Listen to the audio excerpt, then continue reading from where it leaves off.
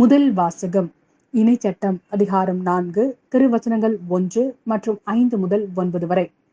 இப்பொழுது இஸ்ரேலரே கேளுங்கள், நான் உங்களுக்கு கற்றுத்தரும் நியமங்கள் முறைமைகளின்படி ஒழுகுங்கள். அதனால் நீங்கள் வாழ்ந்து உங்கள் மூதாதையரின் கடவுளாகிய ஆண்டவர் உங்களுக்கு கொடுக்கும் நாட்டிற்கு சென்று அதை உரிமையாக்குவீர்கள். நம் கடவுளாகிய ஆண்டவரின் கட்டளைப்படி நியமங்களையும் முறைமைகளையும் உங்களுக்கு கற்றுத்தருகிறேன். எனவே நீங்கள் போய் உரிமையாக்கிக் கொள்ளும் நாட்டில் அவற்றை பின்பற்ற வேண்டும். நீங்கள் அவற்றை பின்பற்றி நடங்கள். அதுவே மக்களினங்கள் முன்னிலையில் உங்கள் ஞானமும் அறிவாற்றலுமாய் விளங்கும். இந்த நியமங்களை கேள்வியுறும் அனைவரும் உண்மையில் இப்பேரினம் ஞானமும் அறிவாற்றலும் கொண்ட மக்களால் ஆனது என்பர். நாம் குரல் எழுப்பும் போதெல்லாம் நம் கடவுளாகிய ஆண்டவர் நம்மோடு உள்ளார்.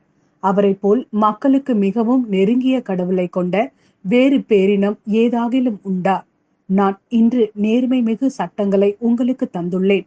இவற்றை போன்ற நியமங்களையும் முறைமைகளையும் கொண்ட வேறு பேரினம் ஏதாகிலும் உண்டா? கவனமாய் இருங்கள்.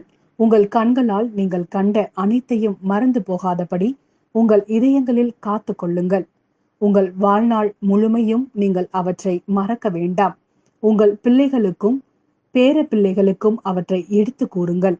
இது ஆண்டவரின் அருள்வாக்கு. இறைவா, உமக்கு நன்றி. மத்தேயு எழுதிய நற்செய்தி அதிகாரம் 5 திருவசனங்கள் 17 முதல் 19 வரை. திருச்சட்டத்தையோ இறை வாக்குகளையோ நான் அழிக்க வந்தேன் என நீங்கள் எண்ண வேண்டாம். அவற்றை அழிப்பதற்கல்ல, நிறைவேற்றுவதற்கே வந்தேன். விண்ணும் மண்ணும் ஒளிந்து போகும் முன் திருச்சட்டம் யாவும் நிறைவேறும். அதன் ஒரு சிற்றெழுத்தோ ஒரு புள்ளியோ ஒளியாது என உறுதியாக உங்களுக்கு சொல்கிறேன். எனவே இக்கட்டளைகளில் மிக சிறியது ஒன்றேனும் மீறி அவ்வாறே மக்களுக்கு கற்பிக்கிறவர் விண்ணரசில் மிக சிறியவர் என கருதப்படுவார். இவை அனைத்தையும் கடைபிடித்து கற்பிக்கிறவரோ விண்ணரசில் பெரியவர் என கருதப்படுவார்.